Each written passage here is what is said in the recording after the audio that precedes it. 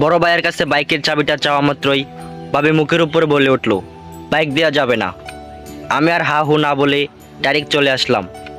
ভাবি না করতেই পারে, কারণ বাইকটা যে ভাইয়ার শ্বশুরবাড়ি থেকে দিয়েছে, তাই সে ডিরেক্ট না করে দিয়েছে। মনের মাঝে কিছুটা কষ্ট পেয়ে তার রুম থেকে বাইর হয়ে আসলাম। বাসায় আর না দাঁড়িয়ে চুপচাপ আমার কাজে চলে গেলাম। আমার বড় ভাই বিয়ে করেছে 2 মাসের মতো হলো। ভাইয়া ভালো একটা কোম্পানিতে চাকরি করে। আমার বাবা নেই 4 বছরের মতো হলো। বাবা আমাদের ছেড়ে যাওয়ার পর ভাইয়াই সংসারে হাল ধরেছে। তার ইনকামের টাকাতেই আমাদের সংসার চলে। ভাইয়া কখনো নিজের জন্য কিছু কিনে নাই, আগে আমার জন্য কিছু কিনে দিয়ে তারপর নিজের জন্য কিনেছেন। আমি ইন্টার সেকেন্ড ইয়ারে পড়াশোনা করছি। পড়াশোনার পাশাপাশি নিজেও কিছু একটা করার চেষ্টা করতাম। ভাইয়া বলল, আমার পড়াশোনা আগে, আমি যতদিন আছি তাতেই চলবে। আমি আর ভাইয়ার উপরে কথা বলিনি, কারণ ভাইয়া আমাকে সবসময়